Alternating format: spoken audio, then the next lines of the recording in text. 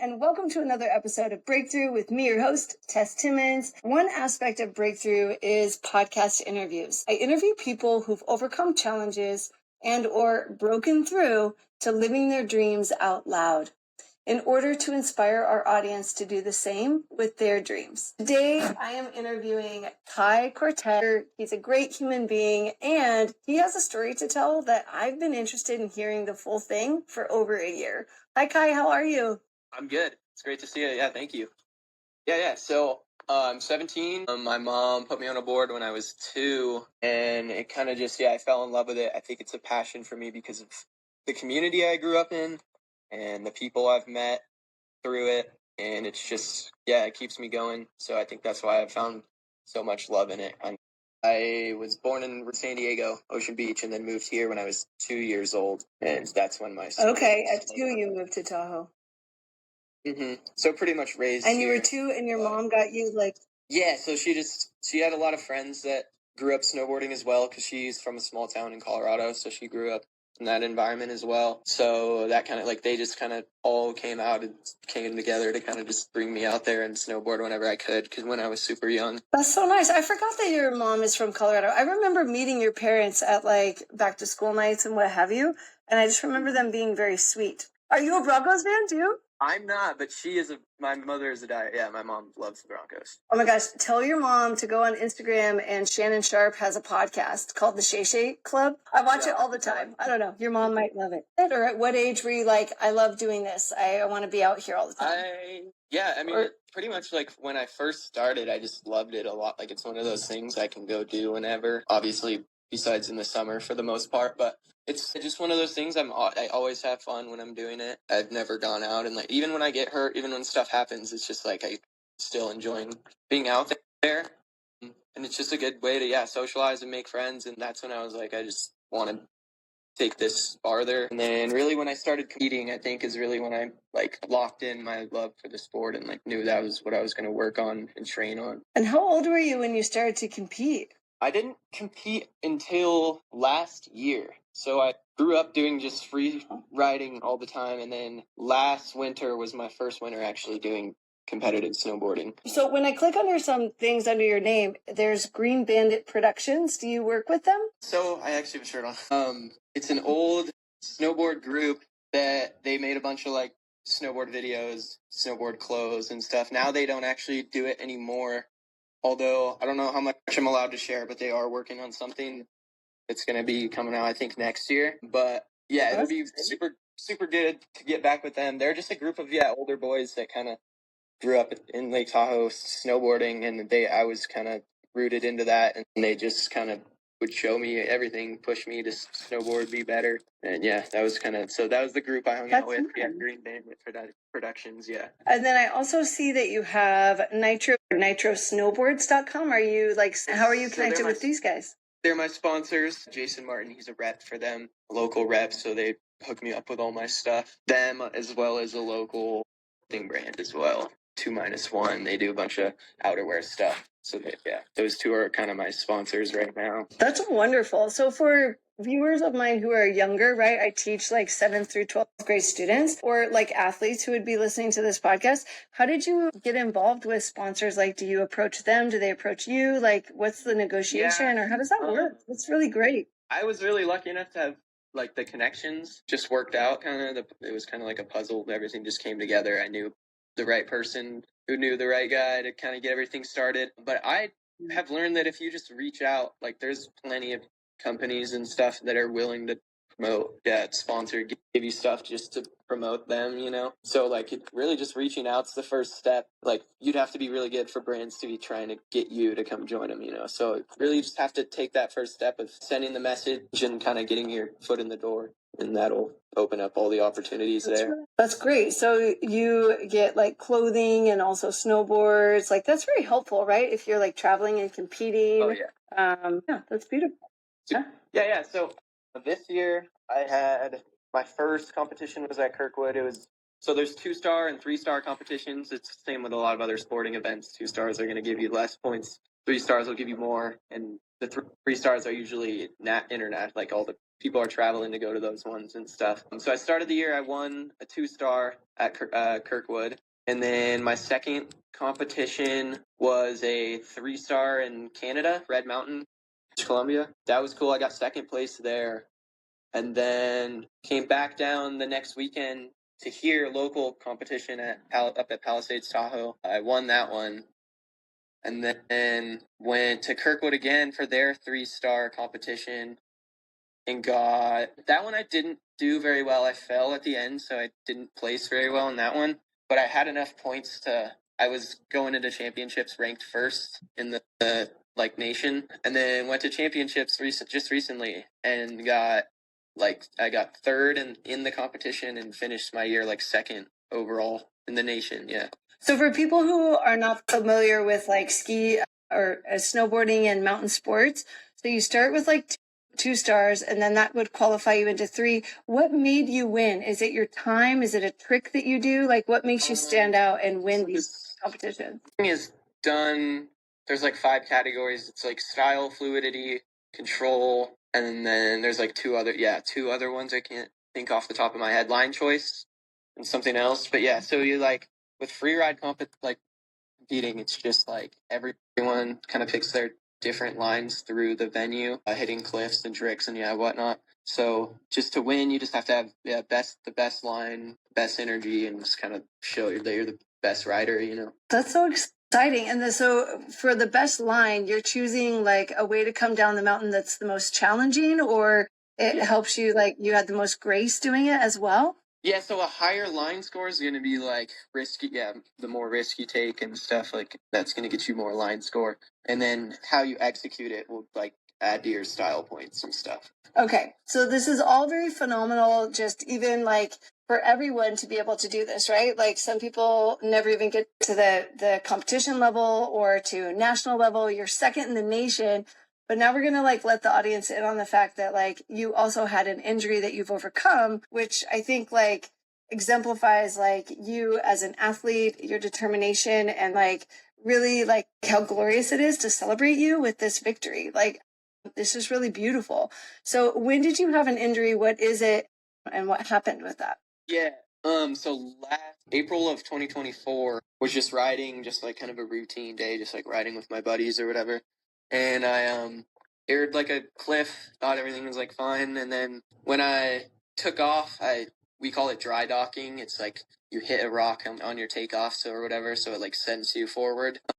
So I dry docked and it sent me forward, and I landed on my shoulder and head on a rock that had been covered up by snow. So that part, this day, is still super foggy to me. I woke up and I didn't think I got knocked out, but I got knocked out when I on impact. So my buddy, he saw it happen and he immediately charged down to try to make sure I was good.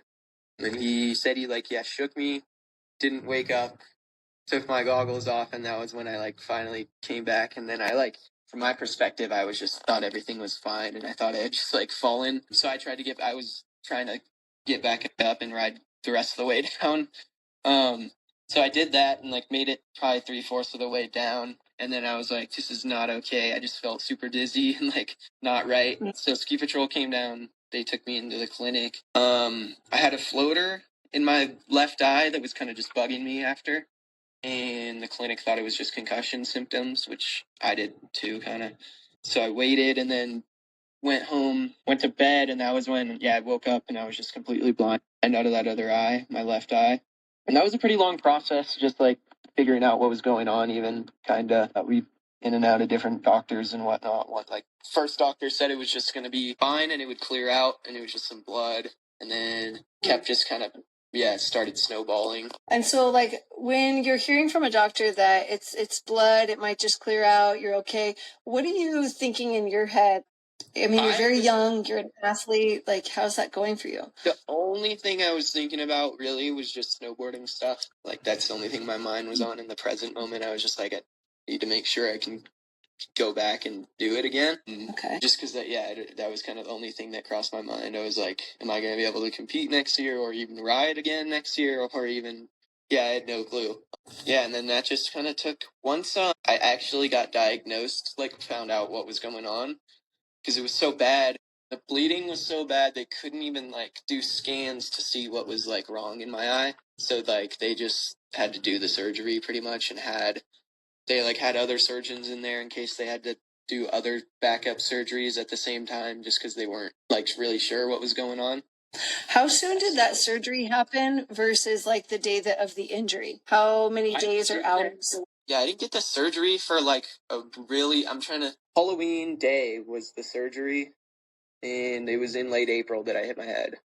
Okay. When I had hit my head too, it was before I had one more competition. That's probably also what was going through my head when it happened. I had like the next week I had to go to championships, which was in Colorado. Did you go? I was super worried about that. Yeah, I went concussed and blind. Yeah, and I was just gonna go to watch, but I walked into the registration room and I just couldn't really hold myself back. So I registered, and yeah, I ended up competing and getting sixth. Landed both my runs. You got sixth place, even though all this is happening to you, and you landed all of your runs. Other note in my head is like it's Mother's Day weekend, and I'm thinking of your mom. Like, how were your parents? Like, did you have to convince anyone? Your sponsors? Did you tell people what was happening? Well, so the eye stuff, I didn't tell a lot of people. I told my coaches.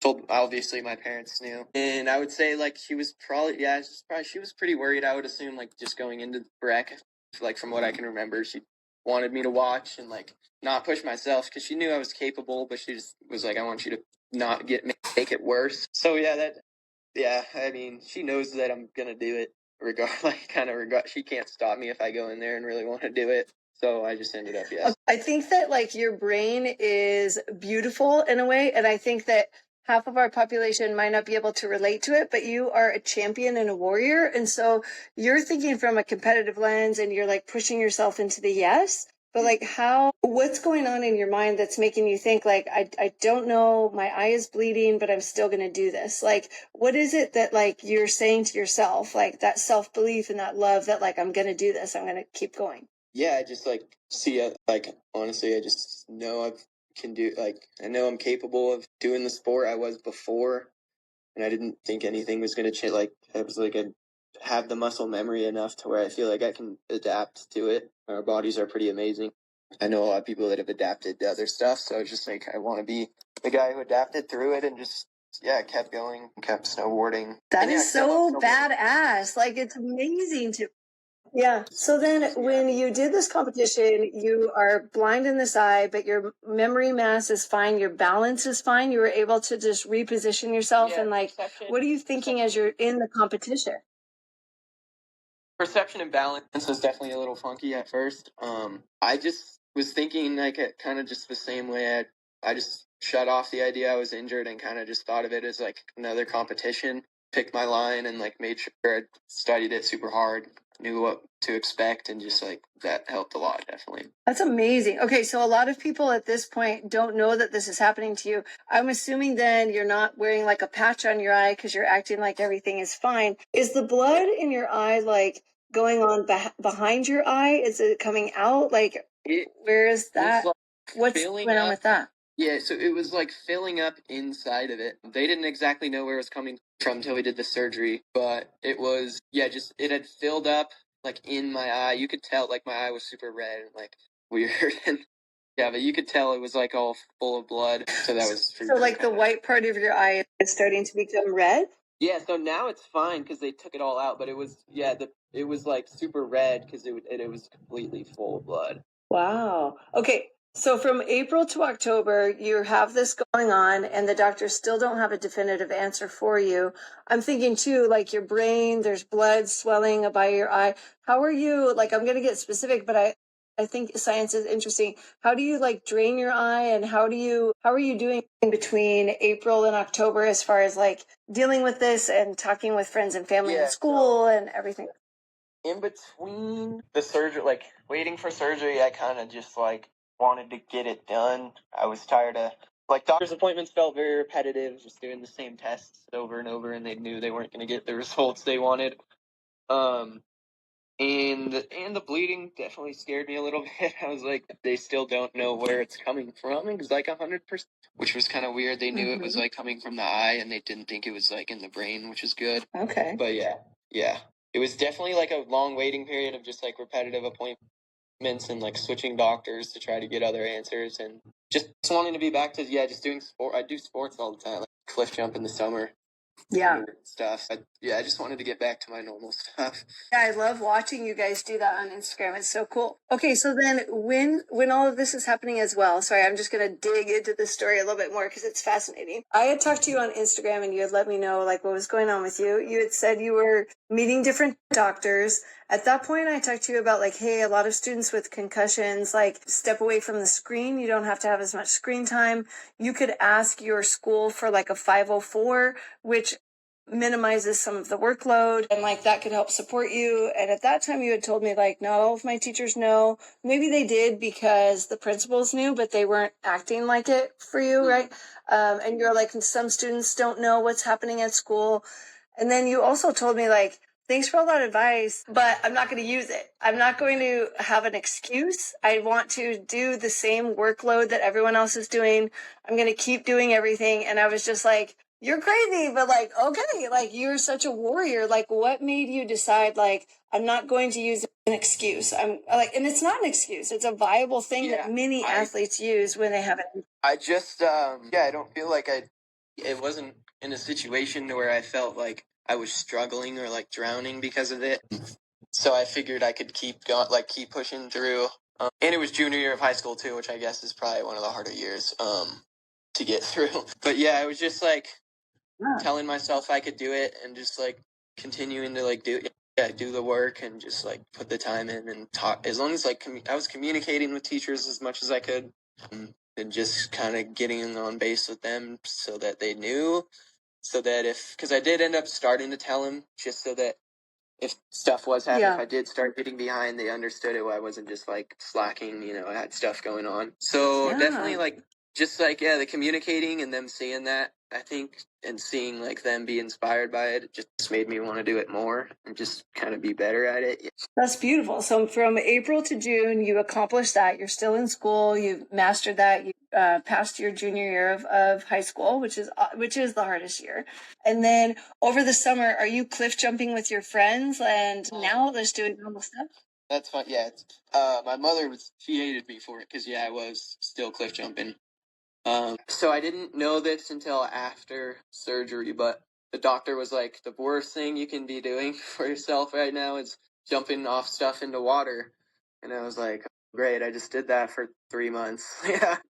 So that was kind of the pressure on the eye? Yeah. Yeah, just like, the pressure, I think, and like going underwater super fast and stuff. Yeah. But so that was definitely a wake-up call, but you guys are not jumping off of, you're not jumping off of like 2 rocks. You guys are jumping off of like sheer cliffs and jumping down. Like I've played it for my current students to show you guys like how cool it is. Sometimes I'm like cringing as I watch, but I also love watching. But I'm like at home, like a little bit like clenching, like nervous. Our parents hate it. But it's also fascinating. It's beautiful. Like it is pretty amazing.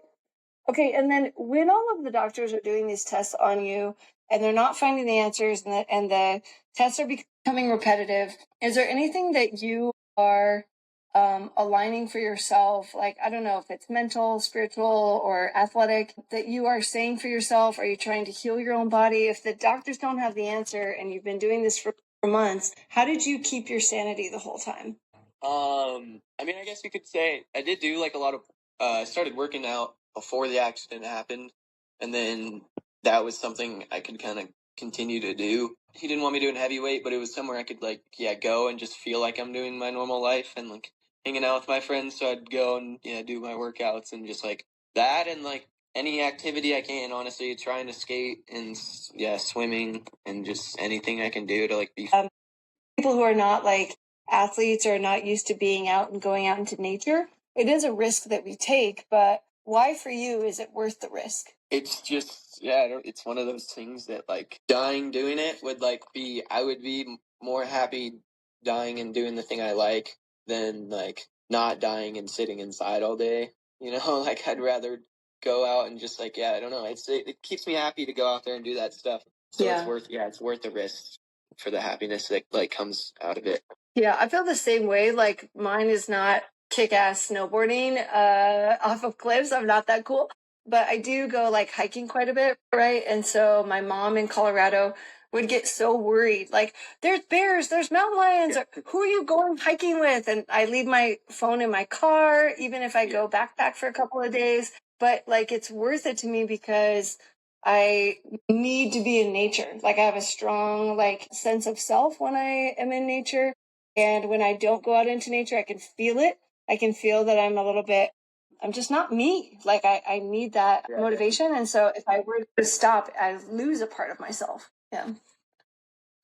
Okay. So when you get to the point of like now going to the doctor and it's October, how do they, like, what happens next? Like, they finally have found a solution for you, or you were still hoping at that point, maybe I can get my vision back too, right? Yeah. So at that point, they kind of like, they knew something was wrong. And so they had, like I said, like 3 or 4 surgeries that they just knew happened. Like, they had those surgeons on deck. They were like, we'll just schedule it this day, this time, and have all 3 on deck. First they wanted to take the blood out. So that's how that works, is they get like a little tube and cut your eye open and stick a tube in there and suck all the blood out of there. So they did that. And then, are you awake for all of that? I was gonna be, and then they realized it's gonna be a lot longer than they thought after that.